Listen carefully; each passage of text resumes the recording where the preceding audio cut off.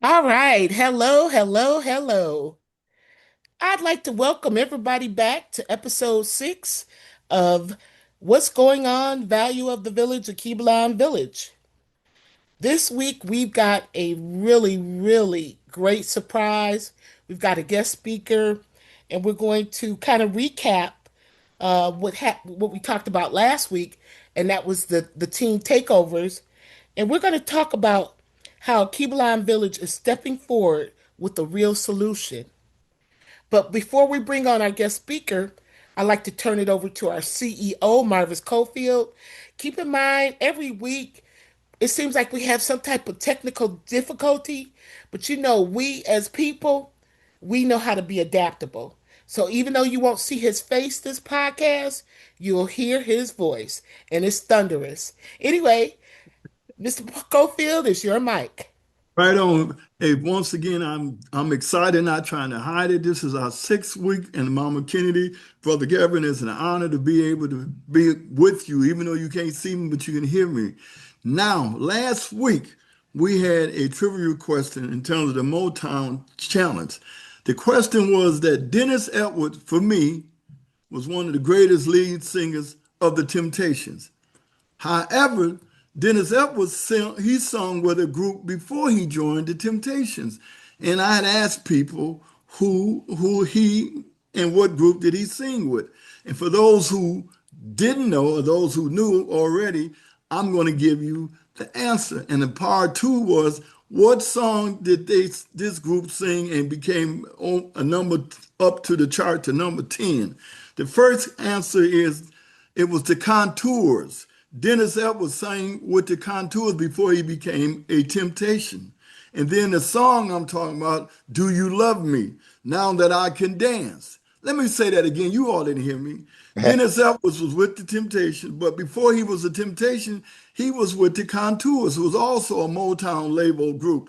And they made many songs, but one of the famous for me came up to number 10 song, which do you love me now that I could dance? So that is the answer. The Contours and the song that they made, which I still say is one of the better songs for me, Now That I Can Dance. Do you love me? That's the answer. All right, Mr. Cofield. Well, that was definitely every week you come up with really good, Motown trivia questions.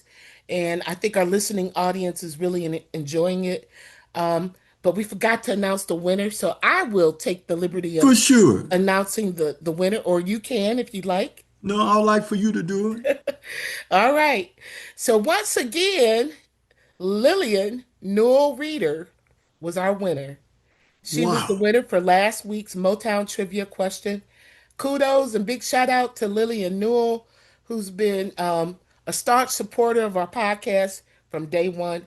We really appreciate you, and we're hoping to garner more attention and more participants to answer the questions. All right, so I am going to take this opportunity to announce our special guest. He is not only known as a dance guru, not just within our metropolitan Detroit area, but nationally. He has a legacy in dancing. He has impacted the Detroit dance community. And we are so thankful to God that he has now agreed to collaborate with the Kibalan Village as we try to come up with solutions to help keep our children occupied.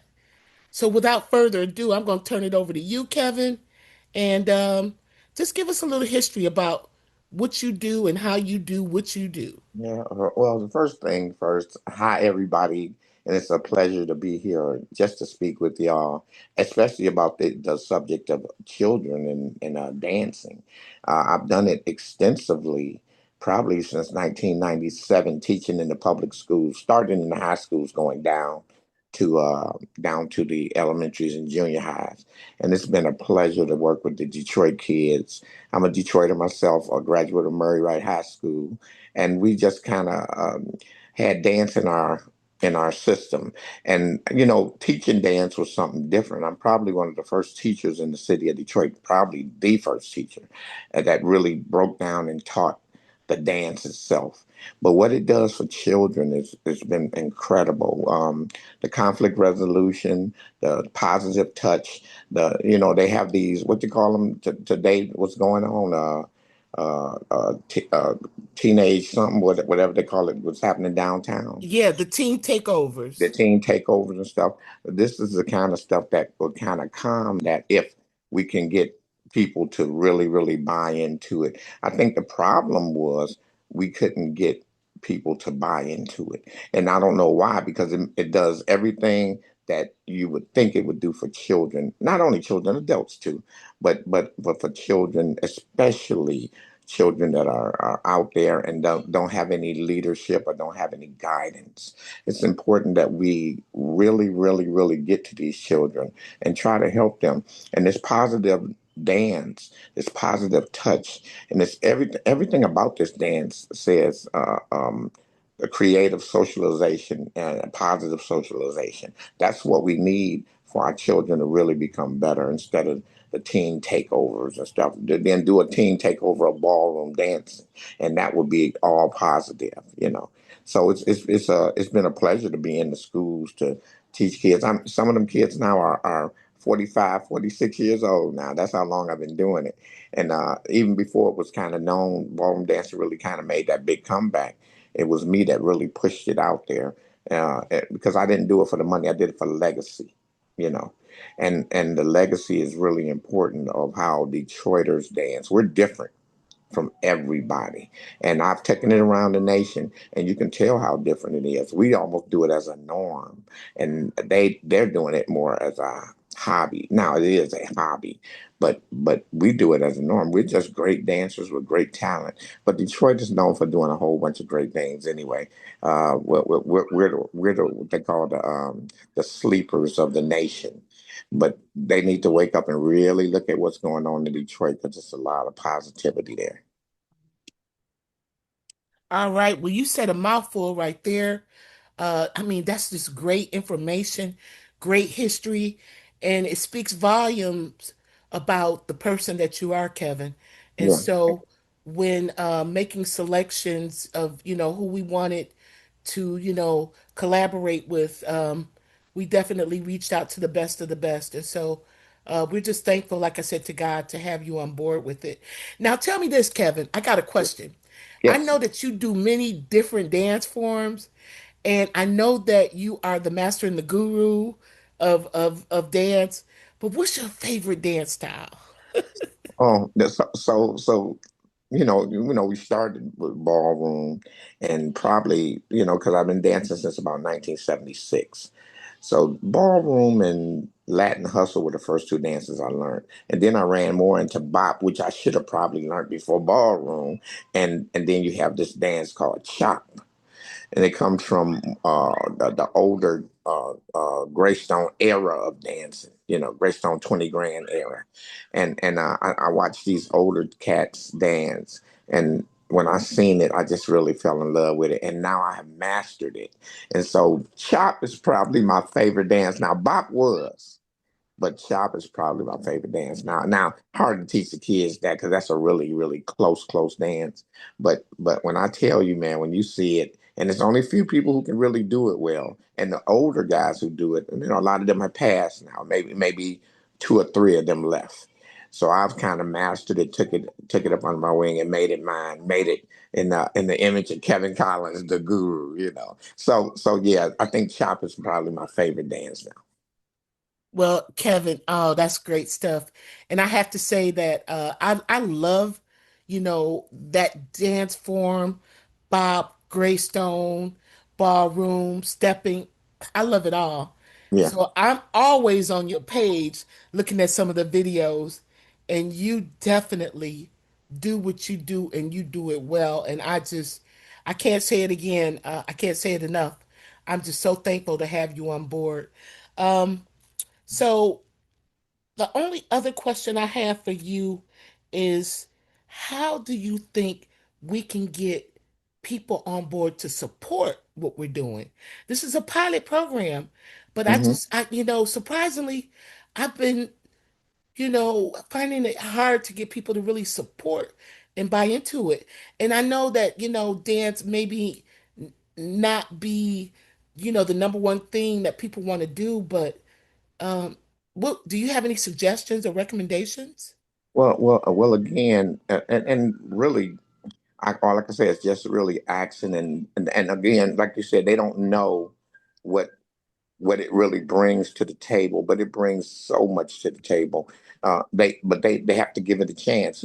Dancing is known as a leisure, not work. So, you in the schools they thought about academics, and what they don't understand is if these kids are positive and having positive feelings about things, the academics will grow. We've seen it do it. We've seen it happen in the schools, in the schools that I was in. So we have to kind of work on the mindset not only of our kids but of our adults to help the kids, because our time is not past but is a time gone past. We have to pass this legacy down, and they'll find that it works, but they have to give it a chance. We know.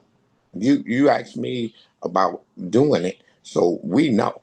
They have to find out, or they have to put their time in, or they have to care about their children enough to want this to work. We can do it. We Agreed. can do it all we want.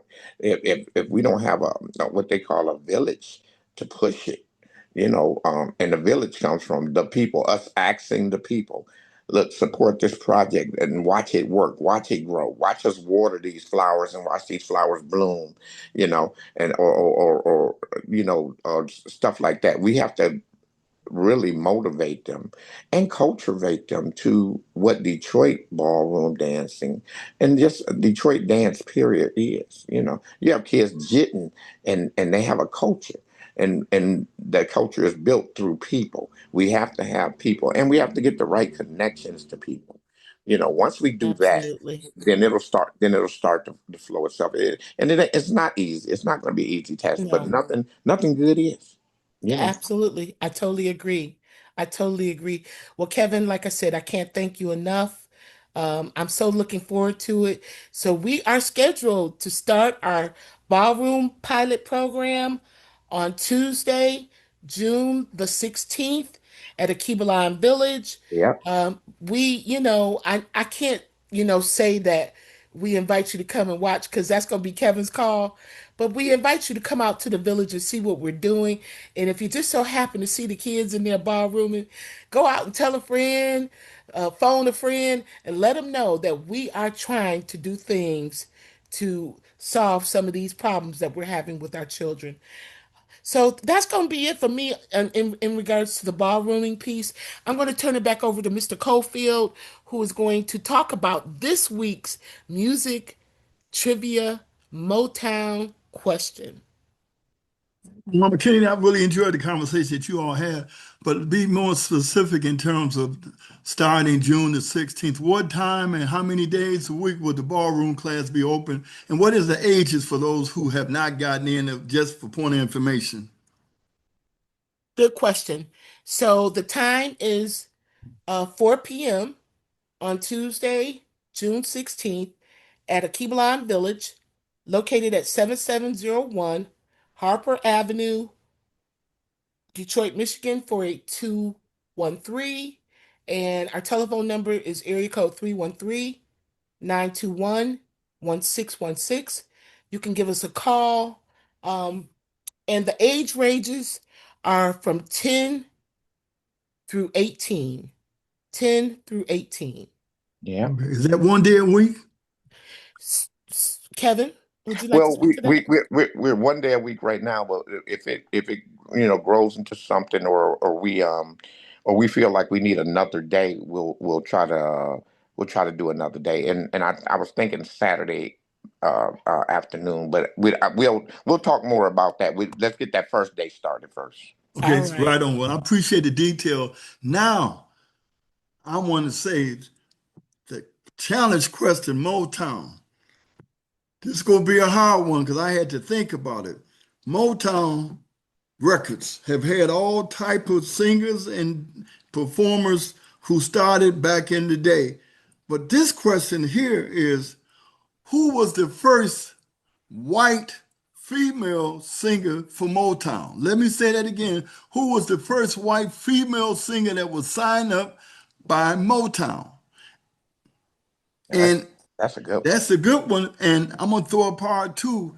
And she sang a song that was a remake from another group. I want to know what was the name of that song, and she put her own spin on it.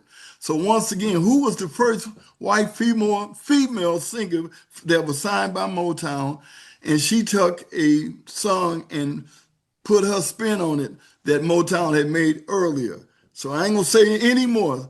Now, as I get ready to close, I'm excited. As I said earlier, this is June the 7th, 2026. This is a bittersweet day for me personally, as well as professionally. First of all, my youngest grandson, who is 4 years old, Trey, turned 4 today. He is 4 years old. He was born June the 7th. Now, the bittersweet, and I say the bitter part, was that one of our organizational leaders, co-founder Michael Obey, he passed 3 years ago on this same day. So as we brought in life, then the circle of life continues. So once again, I want to give a shout out to my grandson Trey Hopkins. He is 4 years old, and I also want to make sure we give our libations and towards Mike Obey, who was one of the co-founders of El Kibalan Village. May his soul, may his spirit rest in peace. Hotep. That's my closing, Mama Kennedy. Okay, Kevin, would you like to provide us with a few words for closing? Yes, I think that y'all are doing such a good job over there, and I thank you for the hiring of me to teach our kids, and I will not let you down. Everything will work out just fine, and we'll have a great time together. The kids will love it, the parents will love it, and again, that will probably give them more of a chance to understand where we're with it, and so your donations and stuff will grow. I think everybody, once they get a look at it and get a look at what we're trying to do and the love we're trying to spread through ballroom dancing, I think everybody will do it. So thank you for letting me have this time on with y'all so I can explain it to them, and I hopefully a lot of people will hear it and they will respond to it. But I thank you so much. And we thank you again. And one last thing that I forgot to mention, and Kevin, we forgot to mention, is that at the end of their training, of their 6 week program, we are going to have a ballroom showcase. We're going to call it Dancing in the Village. And it's going Yes, to be an opportunity where the community can come out, and we are definitely hoping that we can get your support there. The kids will be dressed. They'll be under the direction of Kevin Collins. I think Kevin's going to perform a number for us, and absolutely. and then we're going to have open dance. So we want dancers to come out and just dance with the kids, and then give them an opportunity to showcase. And then we're also going to have a special number from our dance group that we already have at Akibalon, who had a wonderful recital yesterday. Um, Ebony Haynes, Ebony Brown, and she has a dance company that she works out of the Keebline Village.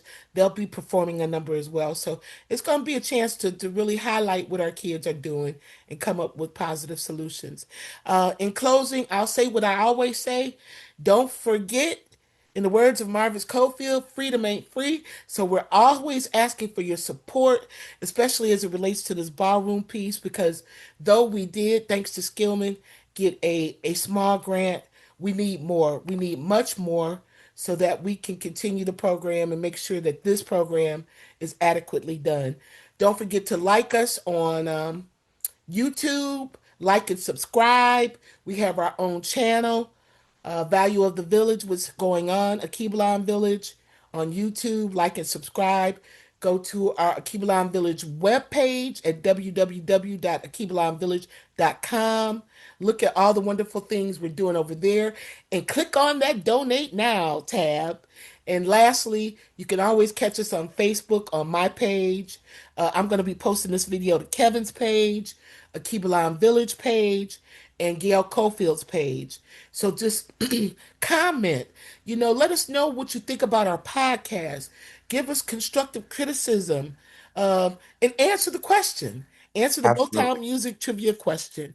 And that's going to do it for me, y'all. We'll catch y'all next week. All All right, right. hotel. Peace. Mr. Cofield, thank you. You welcome. Thank you. Yep, yep.